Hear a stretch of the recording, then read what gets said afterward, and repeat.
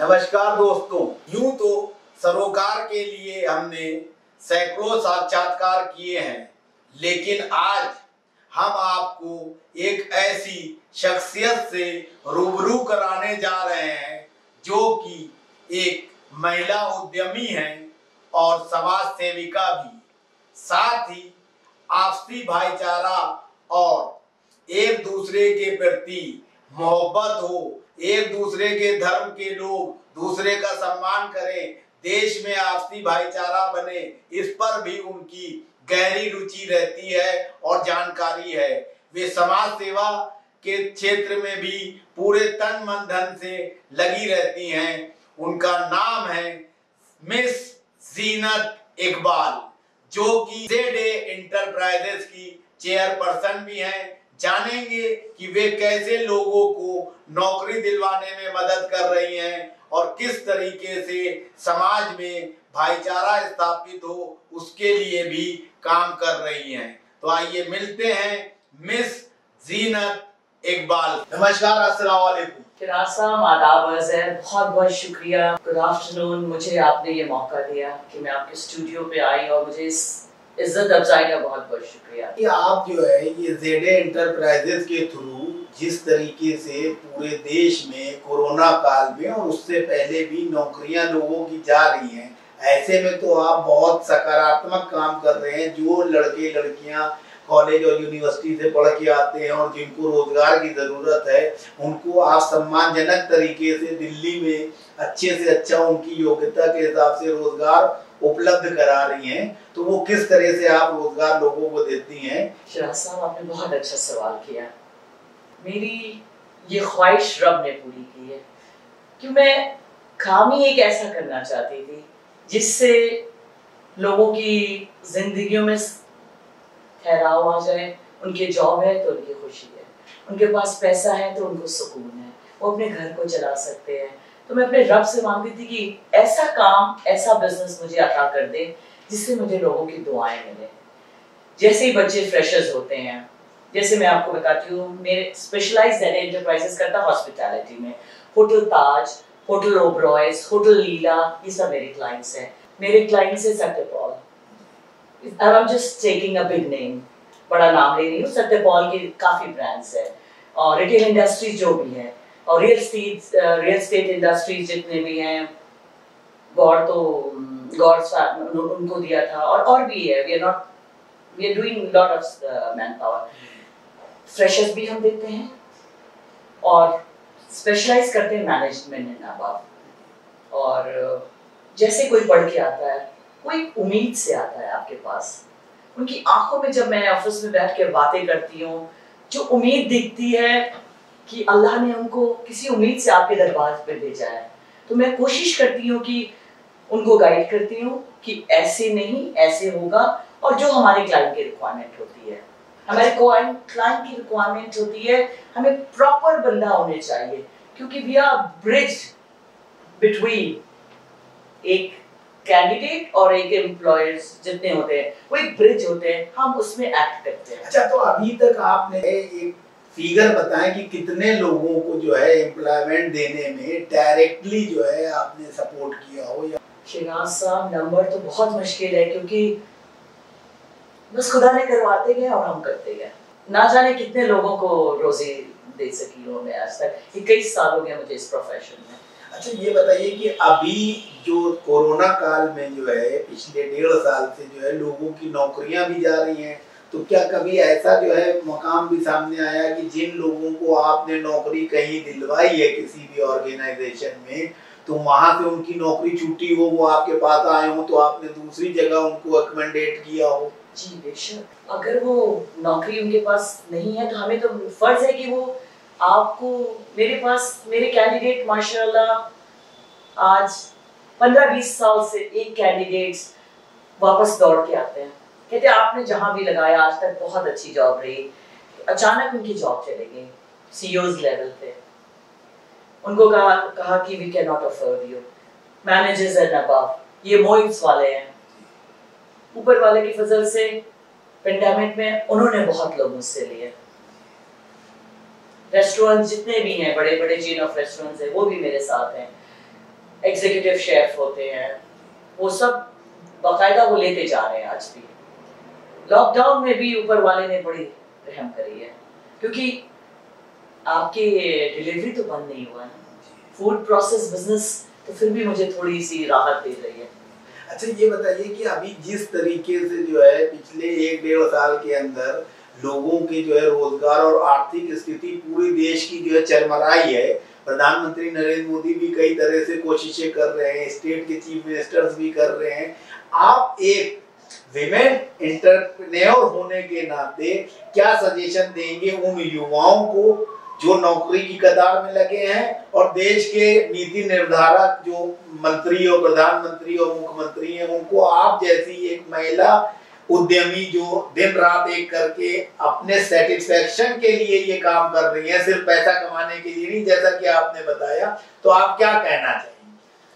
मेरा एक simple message है पूरे समाज के लिए, खिराज साहब, पूरे समाज के लिए मैं मैसेज देना चाहता हूँ। आई एम सो इम्प्रेस्ड, शख्सियत लेजेंड, जो एक लेजेंड है, रतन टाटा की आवाज जो निकली है, अपनी जान इस वक्त बचा लिया जाए, पैसा और नौकरी तो आती जाएगी। अभी जो भी है, हो सकता है हालात की वजह से आपके पास नौकरी नहीं है, बट इंसान अपना पॉजिटिविटी क्यों खो रहा है? सबसे बड़ी बात है कि मानती हूं मैं कि बेचारे मजदूर की डेली वेजेस नहीं जा रही है, लेकिन वादा उसने किया है रब ने, वो भूखे नहीं सुलाएगा। कोई एक समाज सेवा वाला आ जा रहा है, कोई भी एक फरिश्ता बन के आपकी जिंदगी में आ जा रहा है। आप कोई भी सोशल वर्क कर सकती हैं, आप जरूरी नहीं है कि आपको पैसा मिले। आप आई अंडरस्टैंड कि पैसा कितनी जरूरत है। मैंने जो एहसास किया है कि इंसान को अपनी पॉजिटिविटी नहीं खोनी चाहिए और कुछ ना कुछ करना चाहिए। आप ऐसे लोग हैं जो जॉब करते थे, अपने घर से खाना डिलीवरी शुरू कर दिया।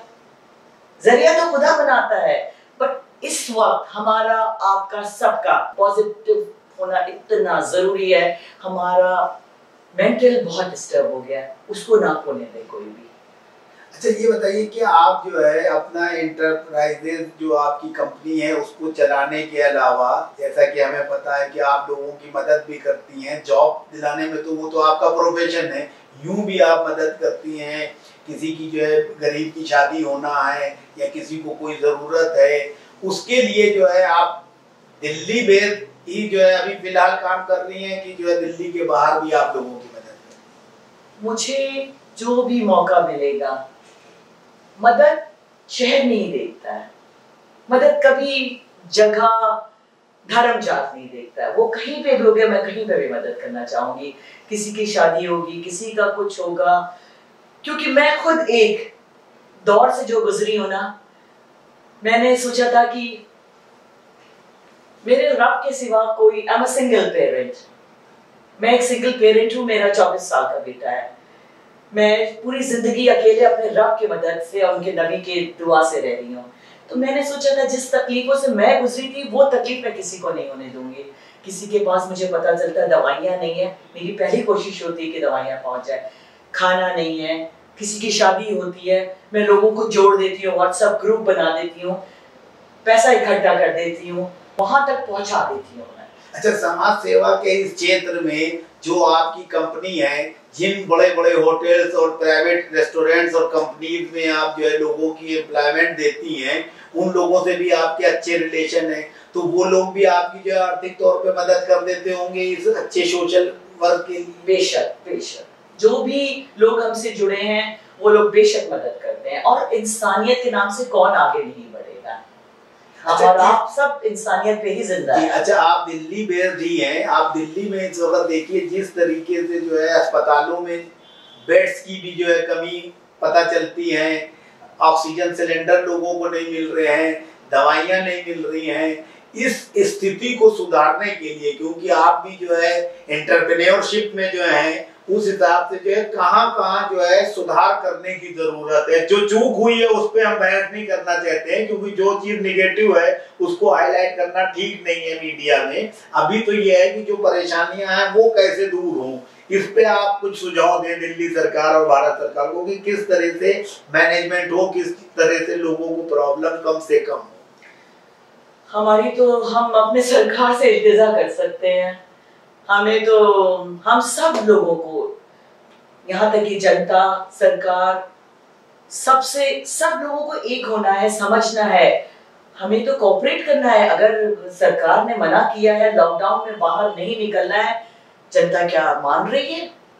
ये सारी गलती हम जनता ने किया है। हम सरकार को ब्लेम करते हैं, क्यों करते हैं? हमने क्या अपनी सरकार का इंसाफ किया है? हमने भी गलती किया है। हम लोगों से क्यों मिल रहे हैं, क्यों मिक्सअप हो रहे हैं? हम सबको अगर कहा गया है प्रिकॉशन से, so we all need to be also careful, isn't it? हमें भी तो उसी तरह केयरफुल होना है। और बेड्स नहीं है, ये नहीं है, क्योंकि ये जब आप लॉकडाउन करके आप देखिए क्यों केसेस डाउन जा रहे हैं। कोऑपरेट नहीं कर रहे हैं लोग, एक दूसरों से मिल रहे हैं। जब आप कम से कम घर से बाहर निकलेंगे, ऑफिसेस, क्या ऑफिसेस को लॉस नहीं हो रहा है? इतनी बड़ी बड़ी बिल्डिंग हायर करी हुई है उन्होंने, किराया दे रहे हैं, एम्प्लॉयज को बैठे बैठे तनख्वाह दे रहे हैं, लेकिन कॉर्पोरेट, जितने कॉर्पोरेट्स हैं इस वक्त बंद पड़े हैं। सो लेट अस ऑल एक हो जाए, हम भारत सरकार के साथ, समाज के साथ, दुनिया के साथ, वो सारा प्रॉब्लम दूर हो जाएगा जब हम लॉकडाउन में अपने अपने घर में रहें, अपनी अपनी जगह पे रहें। हॉस्पिटल्स में क्यों बेड कम पड़ रहे हैं? क्योंकि लोग इस कदर बीमार पड़ रहे हैं। बीमार क्यों पड़ रहे हैं? सोशल डिस्टेंस नहीं हो रहा है। अच्छा, एक चीज और बताइए कि बिल्कुल सही आपने कहा कि कारपोरेट बंद हैं, बड़े बड़े ऑफिस बंद हैं, लोगों की आर्थिक स्थिति भी जो है खराब हो रही है, लेकिन लॉकडाउन होने से स्थिति सुधरेगी धीरे धीरे। लेकिन लॉकडाउन होने की वजह से मैडम, जो गरीब लोग हैं, रोज कुआं खोद के रोज पानी पीने वाले, रोज कमाने वाले, और मध्यम वर्ग के लोगों को जो है, जिनको प्रॉब्लम हो रही है, तो क्या आप जो है एक समाज सेविका होने के नाते ये महसूस नहीं करती हैं कि हमारी सरकार और जिम्मेदार लोगों को, उनको जो लोग लॉकडाउन में रोज कमाई नहीं कर पा रहे हैं, खाने पीने और रोजमर्रा की जरूरत की चीजों के लिए कुछ आर्थिक सहायता मिलनी चाहिए? सरकार को उनका बहुत ख्याल रखना है। उन मजदूरों बेचारों के तो डेली वेजेस थी, रिक्शे वाला, ये सब, इनको सरकार को हमारी मदद करनी चाहिए। हमारे सरकार को सोचना चाहिए कि इन सबके डिटेल्स है उनके पास, कैसे उन तक पहुंचाया। मेरी तो सरकार से ये गुजारिश है कि प्लीज प्लीज उन गरीबों का, उन मजदूर मजलूम लोगों की मदद करें। आप हमसे इल्तिजा कर सकते हैं अपनी सरकार से। अच्छा, एक सवाल और, जैसे कि सोशल मीडिया पे आजकल जो है पूरे नकारात्मकता फैलाते हैं और एक जात विशेष, पार्टी विशेष, धर्म विशेष को नेग्लेक्ट करने की बातें करते हैं, या भारतीय जनता पार्टी के नेतृत्व वाली सरकार को ये कह के आलोचना करते हैं कि गंगा नदी में जो है लोगों की लाशें बह रही हैं, हिंदू लोगों को जो है दफना दिया गया है, परंपरा के हिसाब से काम नहीं हो रहा है।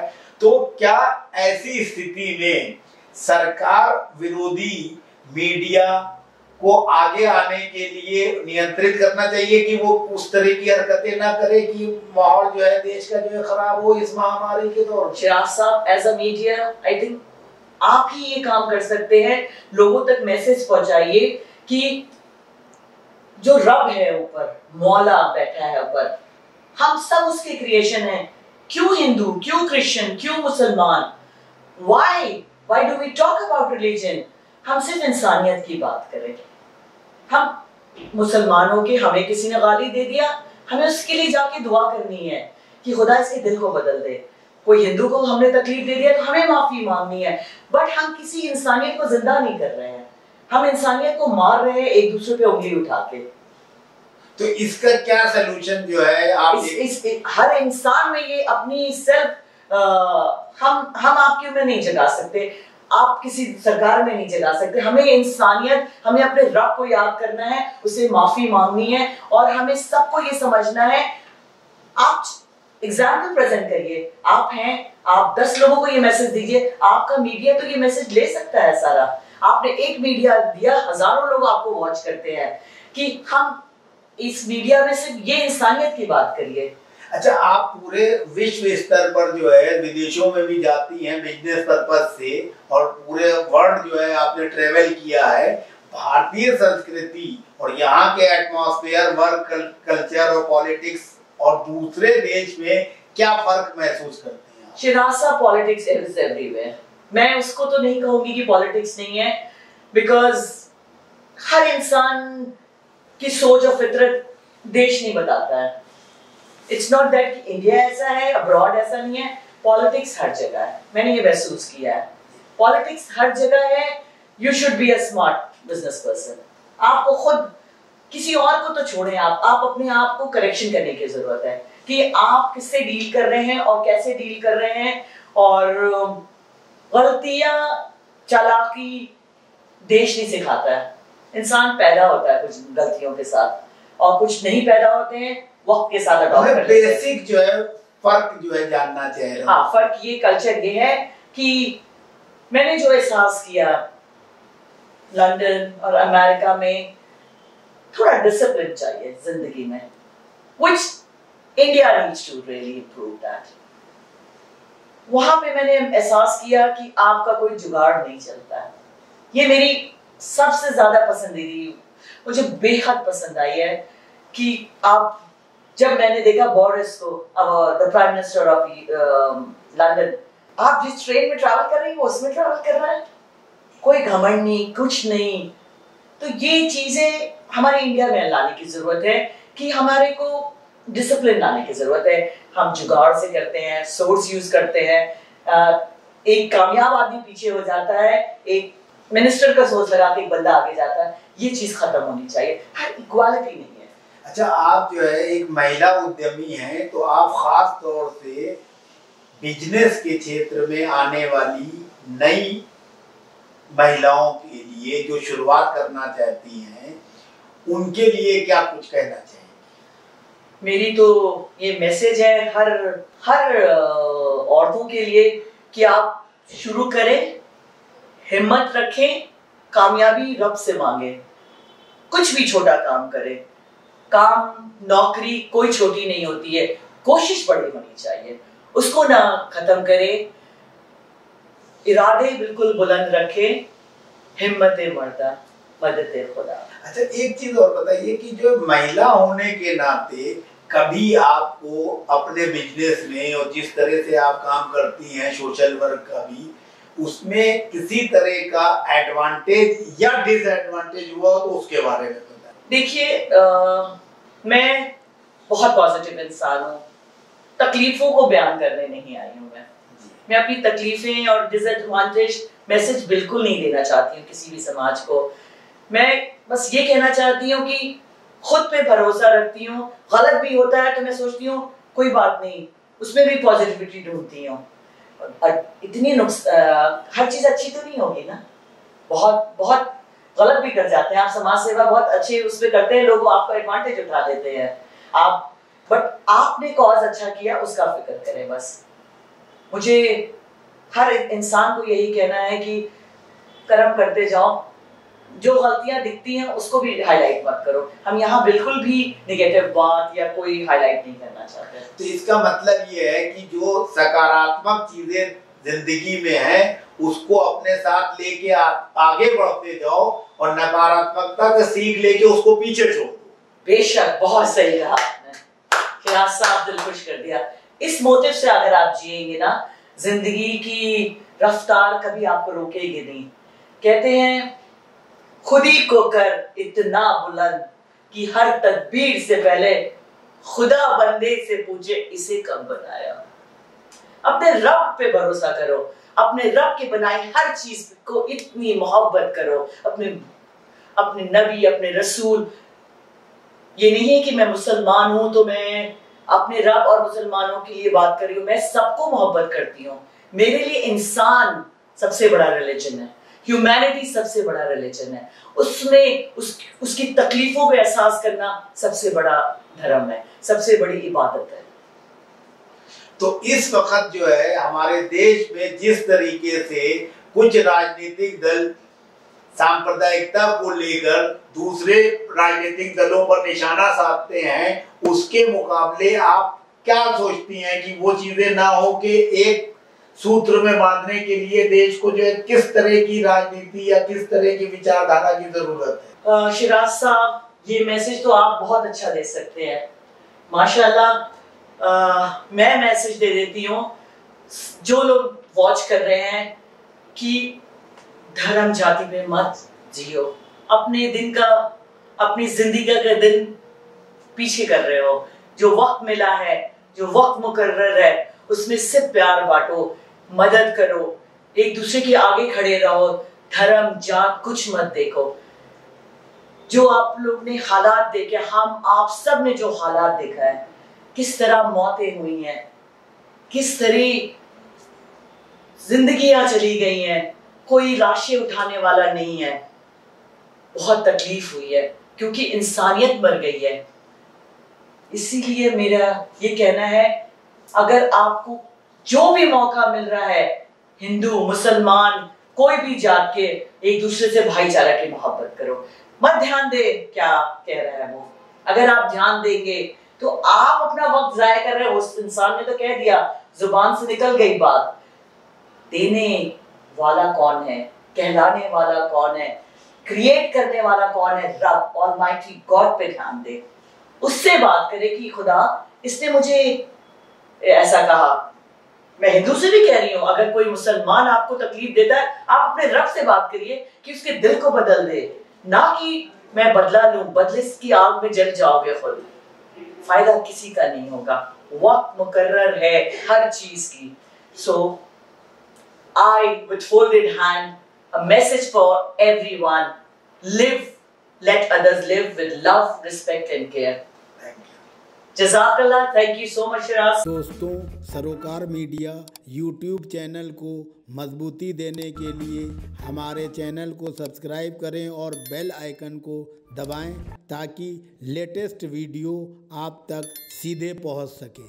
धन्यवाद।